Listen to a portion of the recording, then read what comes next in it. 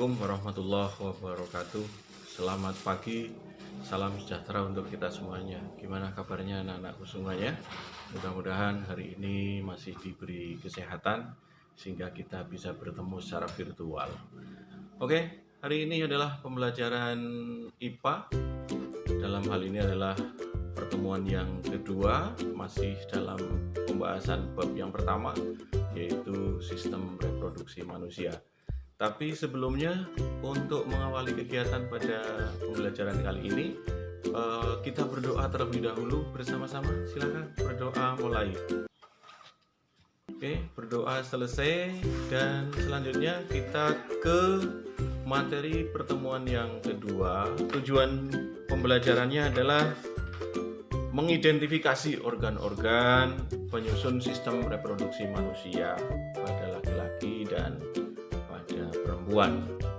Kemudian yang kedua, menjelaskan fungsi organ-organ penyusun reproduksi pada pria atau laki-laki dan wanita atau perempuan.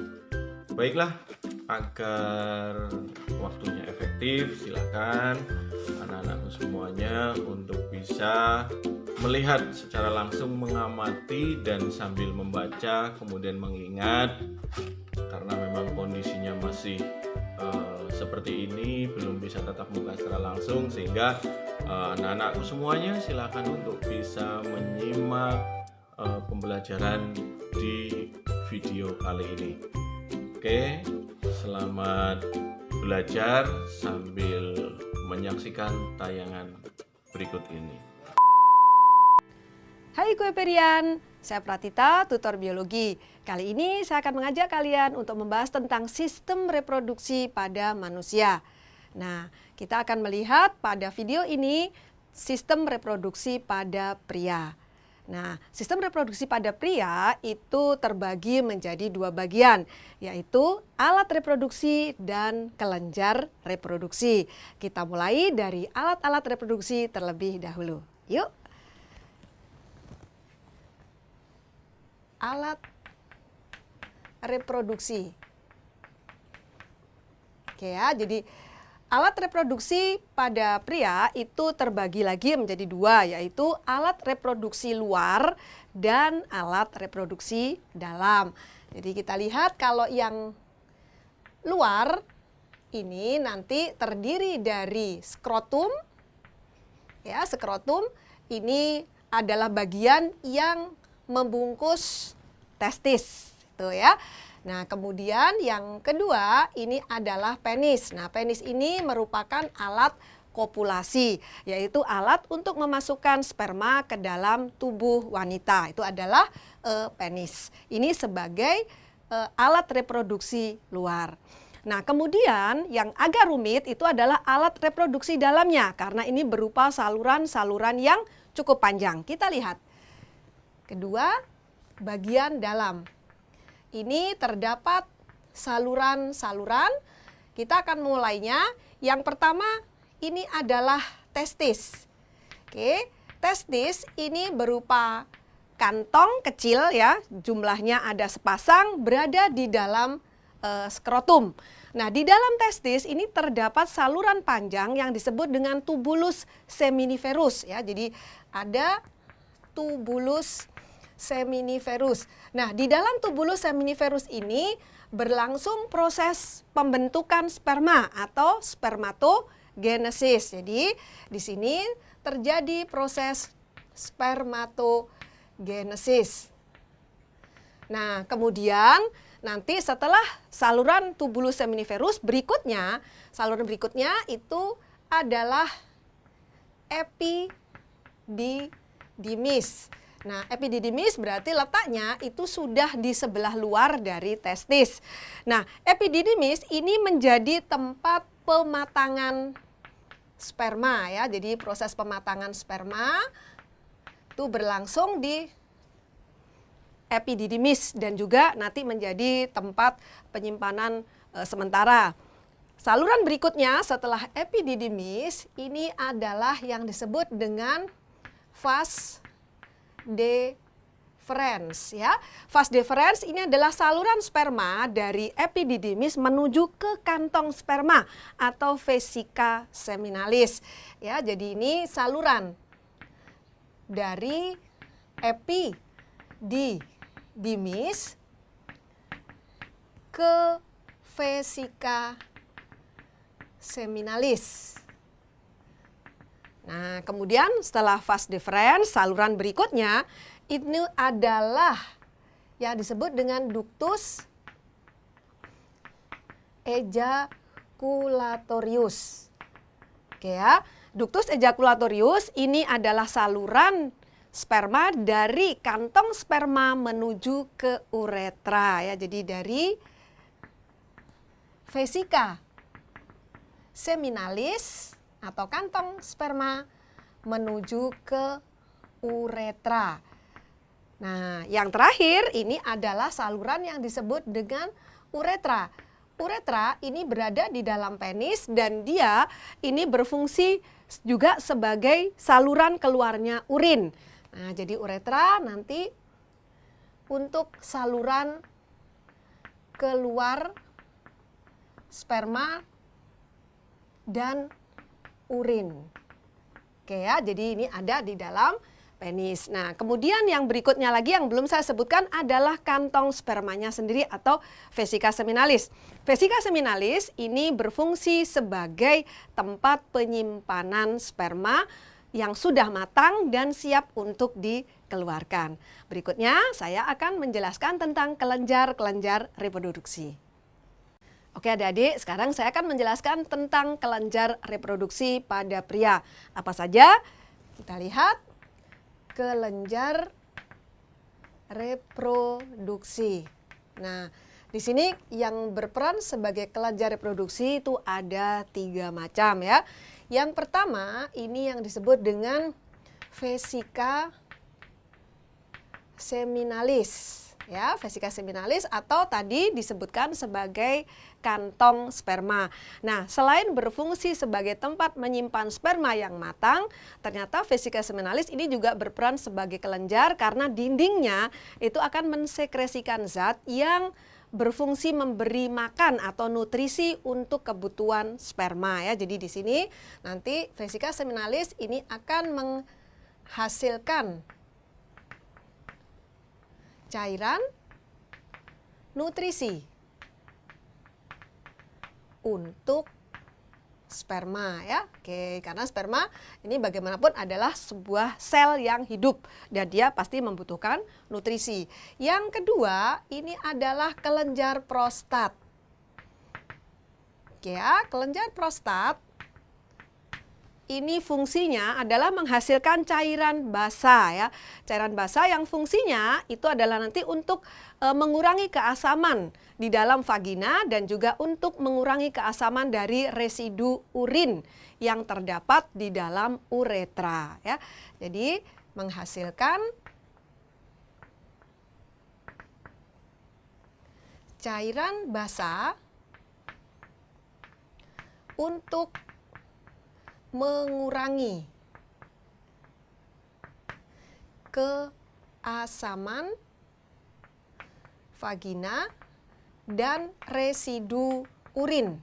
Ya, jadi di dalam uretra pasti terdapat sisa atau residu dari urin yang sifatnya asam. Nah, ini nanti kemudian kelenjar prostat akan menghasilkan cairan yang bersifat basa. Kemudian yang ketiga ini adalah kelenjar Cooper. Kelenjar Cooper ini berfungsi menghasilkan cairan untuk proses lubrikasi ya. Jadi cairan pelumas atau lubrikasi.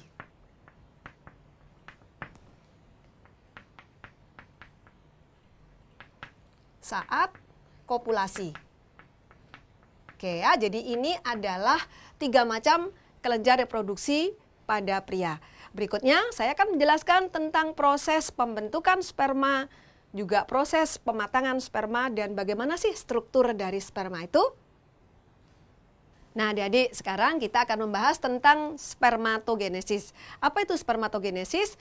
Spermatogenesis adalah proses pembentukan sperma. Nah, proses spermatogenesis ini berlangsung selama 74 hari untuk satu kali proses ya, jadi cukup panjang. Dan proses spermatogenesis ini terjadi pada seorang laki-laki dimulai ketika dia memasuki usia pubertas.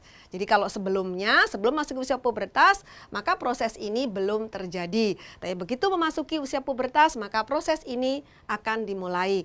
Nah, di sini kita akan melihat bagaimana sel induk sperma itu akan membentuk spermatozoa ya. Kita mulai spermatogenesis.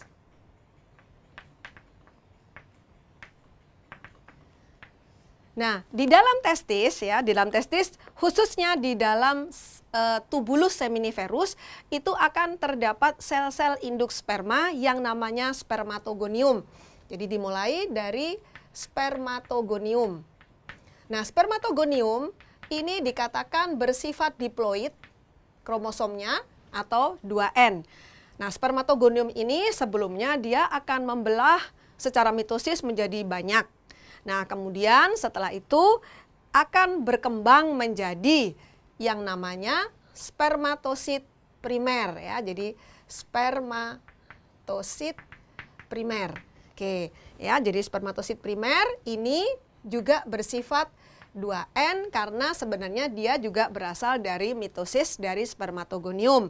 Tetapi spermatosit primer ini berukuran lebih besar daripada spermatogonium karena dia memang mengalami perkembangan. Setelah itu, spermatosit primer ini kemudian mengalami proses yang namanya pembelahan meiosis. Nah, meiosis ini ada dua, meiosis 1 dan meiosis 2. Pada meiosis 1, spermatosit primer ini akan membelah menjadi dua sel yang sama besar yang disebut dengan spermatosit sekunder atau spermatosit 2 ya, spermatosit sekunder. Nah, melalui meiosis 1, maka sifat yang diploid tadi diubah menjadi bersifat haploid atau N. Nah, kemudian masing-masing spermatosit sekunder ini akan mengalami pembelahan meiosis yang kedua. Ya, meiosis kedua. Nah, ini membelah menjadi dua lagi, yaitu yang disebut dengan spermatid. Jadi di sini nanti ada 4 spermatid. Oke ya. Nah, masing-masing sama yaitu bersifat N semuanya. Jadi ada 4 spermatid. Nah, selanjutnya setelah terjadi spermatid, maka masuklah pada fase yang namanya spermiogenesis, yaitu proses pematangan sperma. Kalau adik-adik melihat di sini spermatid ini bentuknya bulat tanpa ekor. Tapi begitu dia menjadi spermatozoa, di sini ada kepala, ada ekor. Nah, proses pembentukan ekor menjadi bagian ekor, bagian kepala ini terjadi pada proses yang namanya spermiogenesis atau pematangan sperma ya. Jadi kalau tadi spermatogenesis ada di dalam testis, maka di sini dilanjutkan nih kan masing-masing menjadi sperma. Oke ya, sperma atau spermatozoa, prosesnya namanya adalah spermiogenesis. Nah, ini berlangsung di mana? Di dalam epididymis. Ya, oke. Jadi dalam epididymis terjadi pematangan. Setelah itu spermanya kemudian disimpan sementara sebelum dialirkan melalui vas deferens masuk ke dalam vesika seminalis. Nah, kita kemudian akan melihat gambar dari struktur sperma itu sendiri. Nah, sperma ini terdiri dari dua bagian utama, yaitu bagian kepala, bagian ekor. Tapi di tengahnya ini ditemukan bagian leher atau badan. Bagian kepala itu nanti terdapat inti sel di dalam, kemudian di luar itu akan diselubungi oleh bagian yang namanya akrosom. Akrosom itu nantinya berfungsi untuk menghasilkan enzim yang penting pada saat proses fertilisasi atau pembuahan. Nah, kemudian di bagian tengah ini terdapat mitokondria yang bentuknya seperti spiral. Fungsinya adalah menghasilkan energi untuk pergerakan sperma itu di dalam saluran kelamin wanita. Nah, kemudian ekor ini penting untuk proses pergerakan sperma itu sendiri. Nah, adik-adik, demikian tadi pembahasan kita tentang sistem reproduksi pada pria. Sampai ketemu di video berikutnya. Salam Kuiper. Assalamualaikum warahmatullahi wabarakatuh. Oke teman-teman, sekarang kita akan membahas mengenai organ reproduksi pada wanita. Setelah sebelumnya kita bahas mengenai organ reproduksi pada pria. Secara peran, reproduksi pada wanita jauh lebih kompleks daripada pria. Jika organ reproduksi pada pria menghasilkan gamet dan hormon saja, tidak demikian pada organ reproduksi pada wanita. Pada wanita, tidak hanya menghasilkan gamet dan hormon saja, tapi tubuhnya harus bersiap untuk merawat janin yang akan berkembang untuk jangka waktu yang sangat lama, yaitu sekitar 9 bulan. Lama kan ya? Maka hal ini bisa dijadikan salah satu alasan mengapa Rasulullah SAW menyebutkan ibu 3 kali dibandingkan ayah. Hal ini terdapat pada kitab Adabul Mufrad yang diriwayatkan oleh Imam Bukhari. Bunyinya seperti ini. Ya Rasulullah, man abar? Qala ummaka. Qultu man abar? Qala ummaka. Qultu man abar? Qala ummaka. Qultu man abar? Qala abaka. Tsummal aqrab. Fal-aqrab. Wahai Rasulullah, siapa yang paling berhak bagiku berbuat baik kepadanya? Rasul menjawab, ibumu. Aku bertanya, kemudian siapa lagi? Rasul menjawab, ibumu. Aku bertanya, kemudian siapa lagi? Rasul menjawab, ibumu. Aku bertanya, kemudian siapa lagi? Rasul menjawab, bapakmu, kemudian kerabat yang terdekat, dan seterusnya. Berdasarkan hal inilah, maka tidak ada alasan untuk kita untuk tidak berbakti kepada kedua orang tua kita, terutama kepada ibu kita. So, balik lagi ke topik utama. Reproduksi pada wanita memiliki struktur yang terdiri dari 2 bagian. Ada eksternal dan ada internal. Ingat baik-baik ya, eksternal dan internal.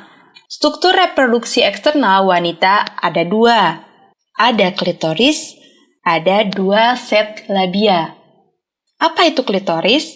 Klitoris merupakan salah satu titik rangsangan seksual yang paling sensitif karena mengandung banyak ujung saraf.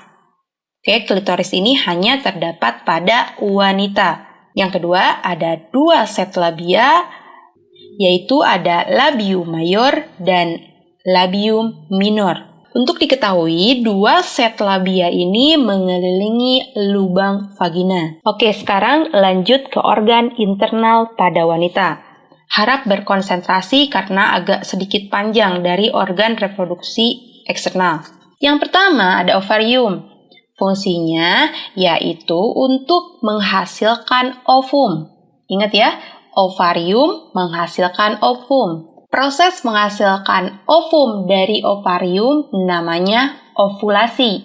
Jadi ada ovarium, ovum, dan ovulasi. Ovarium juga dikenal sebagai gonad betina. Sama halnya dengan testis, jumlahnya ada sepasang. Ada di bagian kiri dan ada di bagian kanan. Bentuknya seperti kacang almond.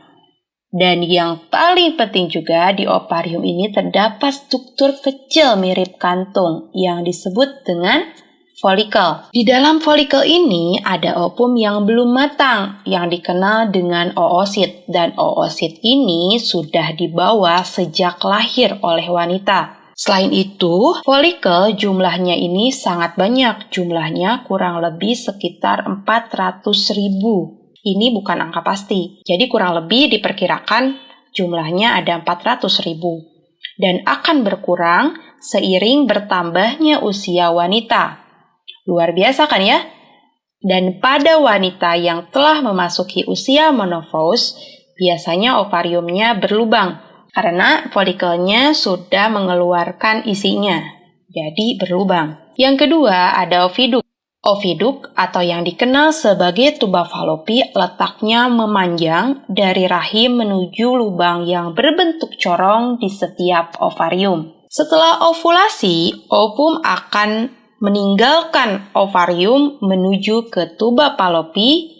Untuk apa dia ke tuba falopi? Dia akan menunggu untuk bertemu dengan sperma. Setelah bertemu dengan sperma, maka akan terjadi yang namanya fertilisasi atau meleburnya sperma dan ovum untuk menghasilkan zigot.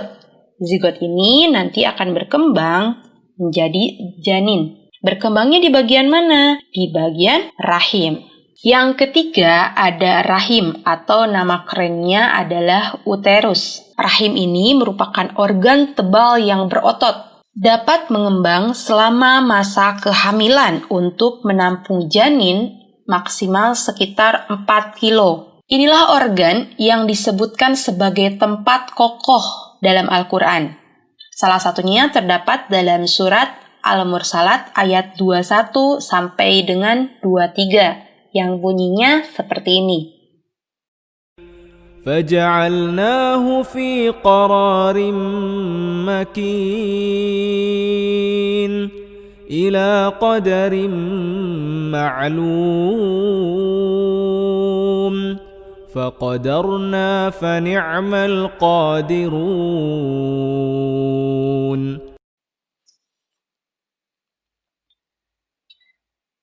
Dan luar biasanya lagi, rahim ini tidak hanya disebutkan di satu surat, dan bahkan ada di beberapa surat. Kalian cari lagi surat apa yang menyebutkan rahim ini. Lapisan dalam di bagian rahim dikenal sebagai endometrium. Lapisan ini kaya akan pembuluh darah. Makanya lapisan ini ketika terjadi menstruasi akan meluruh. Jadi, menstruasi itu dikenal sebagai proses meluruhnya bagian endometrium akibat ovum tidak dibuahi oleh sperma. Di bagian rahim juga ada yang namanya mulut rahim atau yang dikenal dengan serviks. Inilah bagian yang paling sering terkena kanker. Istilah yang paling sering didengar adalah kanker serviks. Jadi bagi wanita, jaga pola hidup dan kebersihan organ vital kita agar tidak terkena penyakit yang tidak diinginkan seperti kanker serviks ini. Yang terakhir ada vagina. Vagina merupakan bagian berotot tetapi elastis. Vagina juga merupakan tempat memasukkannya penis dan tempat awal masuknya sperma. Selain itu, vagina juga berfungsi sebagai jalan lahir bagi bayi saat dilahirkan. Seperti yang telah disebutkan bahwa vagina dilindungi oleh 2 set labia. Di bagian vagina juga terdapat selaput tipis yang dikenal sebagai selaput darah atau himen, nama kerennya. Selaput darah ini akan semakin tipis dari waktu ke waktu, bahkan bisa pecah. Dan dapat berdarah ketika direnggangkan atau selama first coitus atau istilahnya hubungan seksual. Dan juga biasanya akan hilang melalui aktivitas fisik seperti olahraga. Makanya bagi perempuan harap memilih olahraga yang tidak terlalu ekstrim bagi organ vital kalian. Nah, saat gairah seksual muncul, klitoris, vagina, labia, semuanya penuh dengan darah dan ukurannya akan membesar. Gairah seksual ini juga dapat menginduksi kelenjar vestibular yang ada di dekat vagina untuk mengeluarkan pelumas, sehingga dapat memfasilitasi saat hubungan seksual.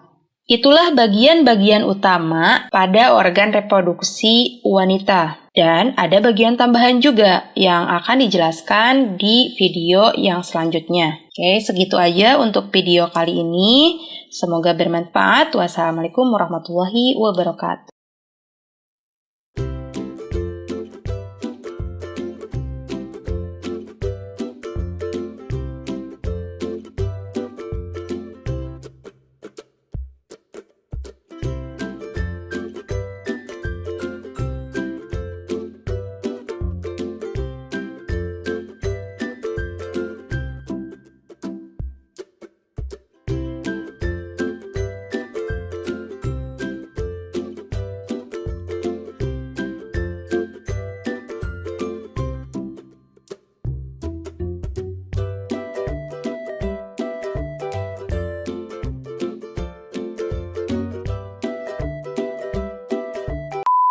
Oke, tadi sudah dilihat secara langsung tayangan video pembelajaran kali ini atau pada pertemuan kedua ini,